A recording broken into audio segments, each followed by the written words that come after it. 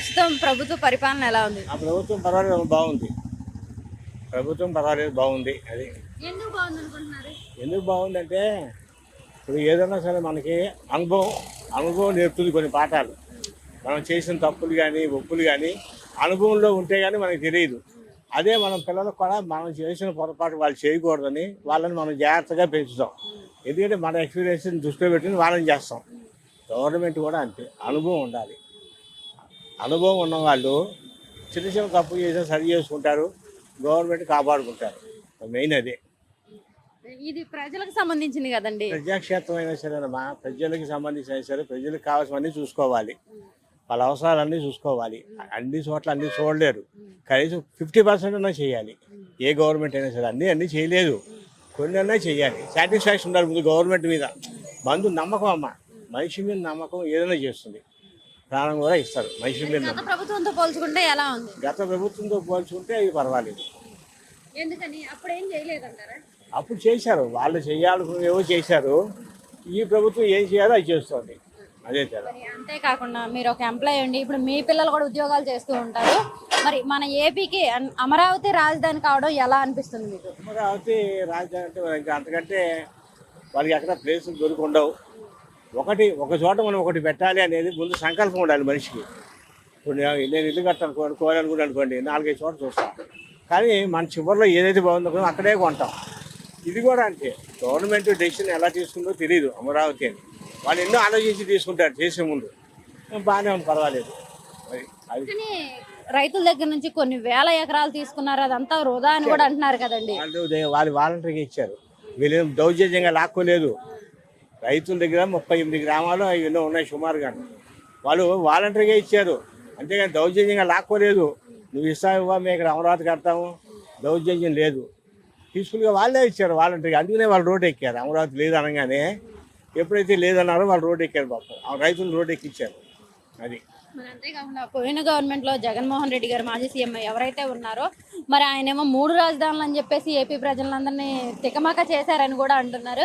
ఇప్పుడు ఒకటే రాజధాని అవ్వడం మంచిదంటారా, లేదంటే 3 రాజధానులు మంచిదంటారా? ఒకటే ఉండాలమ్మా రాజధాని అనేది. 3 రాజధానులు ఎక్కడ లేదు. పక్కన రాష్ట్రాలు చూడండి, ఎక్కడ ఉందా? ఎక్కడ లేదు. రాజధాని అంటే రాజధాని పని మీద వచ్చిన వాడు కోర్టుకి వెళ్ళినా అక్కడే ఉండాలి, ఏమన్నా అడ్మినిస్ట్రేషన్ ఆఫీస్కి వెళ్ళాలన్నా అక్కడే ఉండాలి. 3వది అసెంబ్లీ, ఎప్పుడో పెట్టుకుంటారు 3 నెలలకు ఒకసారి, తప్పులేదు. అది అన్నీ ఒక చోట ఉంటేనే మంచిది, అందరూ తిరగలేరు కదమ్మా, దృష్టిలో పెట్టుకోవాలి. అది అంతేకాకుండా ఇప్పుడు కూటమి ప్రభుత్వంలో అయితే గవర్నమెంట్ నడుస్తుంది.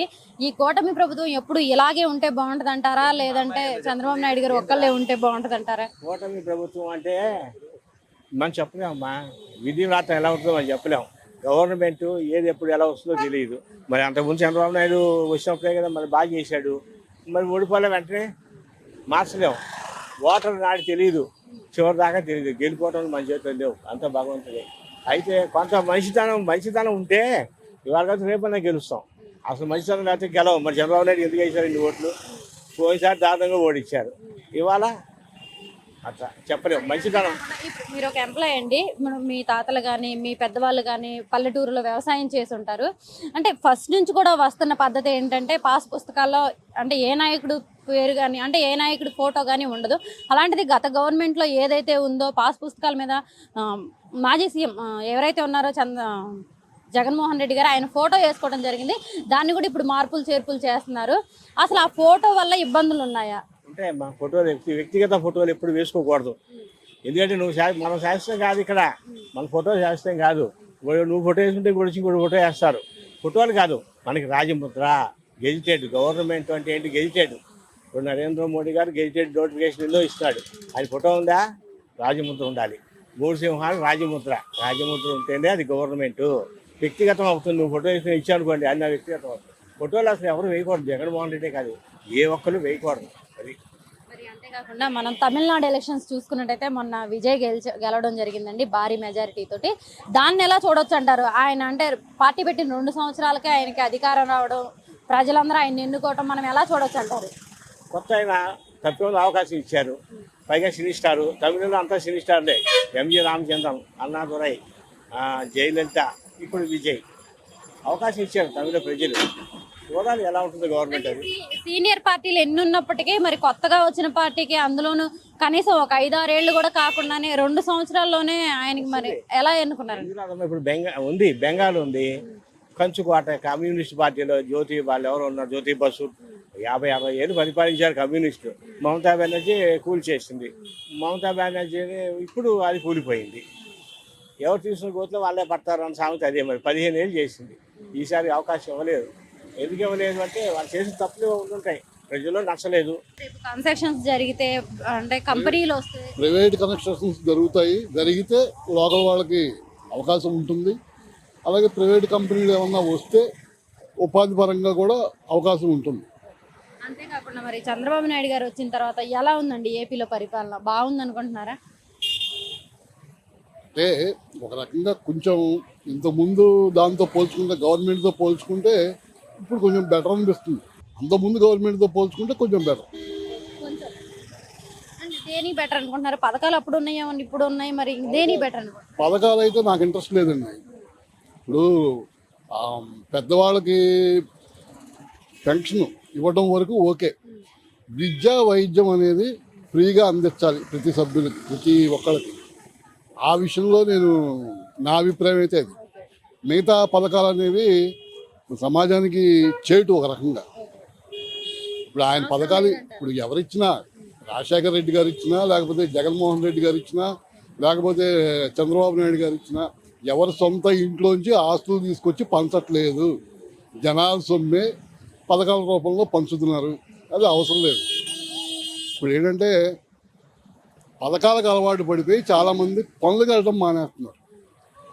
బయట నుంచి వచ్చి ఆఖరికి చాలాల్లో పనిచేసే ఆడవాళ్ళు కూడా ఒరిస్సా నుంచి, బీహార్ నుంచి, బెంగాల్ నుంచి వచ్చి పని చేసుకుంటున్నారు. ఇక్కడ వాళ్ళు పథకాలు తీసుకొని పనులకు వెళ్ళడం కూడా మానేశారు ఒక రకంగా చెప్పాలంటే. మరి అంతేకాకుండా కూటమిలో ప్రభుత్వం రావడం జరిగిందండి, ఎలా అనిపిస్తుంది? ఈ కూటమి ఇలాగే ఉంటే బాగుంటుంది అనుకుంటున్నారా? కూటమి ఇలాగే ఉంటేనే బెటర్.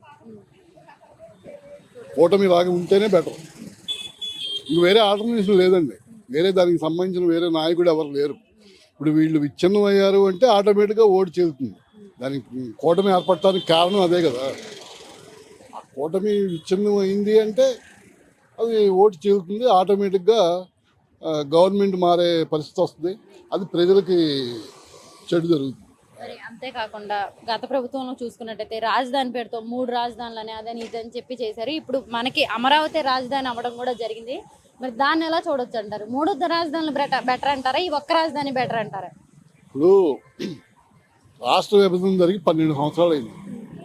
ఈ 12 సంవత్సరాల కాలంలో ఈ పార్టీకే రాజధానిని అభివృద్ధి చేసుకొని ఎంతో కొంత పరిపాలన మన రాజధాని నుంచి కంటిన్యూ చేయాల్సిన పరిస్థితుల్లో ఈ రోజుకి 12 సంవత్సరాల తర్వాత కూడా ఈ రాజధాని బెటరా, ఆ రాజధాని బెటరా అనే చర్చ అసలు రాజకీయ నాయకులకి సిగ్గుచేటు. రాజకీయ నాయకుల మధ్యలో జరిగే ఈ భూపందారాలు, లేకపోతే ఇంకోటో రియల్ ఎస్టేట్ వ్యాపారాలు, వీటికి సంబంధించి ఇలాంటి ఈ చర్చలు జరుగుతున్నాయి తప్ప 12 ఏళ్ల తర్వాత కూడా అభివృద్ధి చెందాల్సిన పరిస్థితులు రాజధాని అనేది ఇంకా పలానా చోటే రాజధాని అనే చర్చ దరిద్రం అండి. ఇవన్నీ అలా ఉంచితే నిన్న తమిళనాడు ఎలక్షన్స్ జరిగినాయండి. మరి విజయ్ గెలవడం జరిగింది, దాన్ని ఎలా చూడొచ్చు అంటారు? ఆయన భారీ మెజారిటీతో గెలిచారు. ఎన్నో సంవత్సరాల నుంచి ఉన్న పార్టీలను కూడా పక్కన పెట్టేసి ప్రజలు మరి ఆయన ఎన్నుకోవడం జరిగింది, దాన్ని ఎలా చూడొచ్చు అంటారు? అంటే ఒక రకంగా చెప్పాలంటే సినిమా వాళ్ళకి రాజకీయాల మీద పట్టు ఎక్కువ ఉంటుంది. అంటే ఎక్కువగా ఆకర్షితులవుతారు ప్రజలు అనే దాని మీద తమిళనాడులో ఎక్కువగా ఆ అవకాశం ఎక్కువగా ఉంటుంది. ఆ రకంగా ఆయన సక్సెస్ అయ్యాడు అనుకోవచ్చు. ఒక రకంగా కమల్ హాసన్తో పోల్చుకుంటే విజయ్ సక్సెస్ అయ్యాడు అనుకోవచ్చు. రజనీకాంత్ అయితే పోటీ చేయలేదండి ఎప్పుడు. ఆయన ప్రత్యక్ష రాజకీయాల్లోకి వద్దాం అనుకున్నాడు కానీ మళ్ళీ ఆగిపోయాడు. ఆయన అయితే ఎప్పుడు ప్రత్యక్ష రాజకీయాల్లోకి రాలేదు. కమల్ హాసన్ అయితే వచ్చాడు, పార్టీ పెట్టాడు, పోటీ చేశాడు, ఓడిపోయాడు. అంటే ఒక రకంగా పోల్చుకుంటే కమల్ హాసన్ కన్నా విజయ్ ఒక గొప్ప ఘనత సాధించాడు అనుకోవచ్చు ప్రజల్లోకి. 2 సంవత్సరాల్లోనే 24లో పార్టీ పెట్టేశారు, 26లో సీఎం అయిపోయారు. ప్రజలు కొత్తదనాన్ని కోరుకున్నారా, లేదంటే సినిమా హీరో అనేసారా, యువత ఎక్కువగా ఆయనకి ఆకర్షించేసారంటారా? ఇదేనండి ఈ ఫ్రీ పథకాలు ఈ ఫ్రీ పథకాలను నమ్మి ఇప్పుడు ఇంతకుముందు మేము 2000 ఇస్తామంటే ఇప్పుడు ఈ 4000 ఇస్తున్నాం. ఇంతకుముందు మేము ఫ్రీ బస్ ఇస్తామంటే మేము మగవాళ్ళకి కూడా ఫ్రీ బస్ ఇస్తామని చెప్పి ఆడవాళ్ళకి ఇస్తామంటే ఇంతకుముందు ఇప్పుడు మగవాళ్ళకి కూడా మేము ఇస్తామని చెప్పి ఈ రకమైన ప్రచారాలు ఎక్కువ చేసి ఆర్థిక వ్యవస్థను దెబ్బతీసే విధంగా ఈ రాజకీయ నాయకులు సమాజాన్ని విచ్ఛిన్నం చేస్తున్నారు.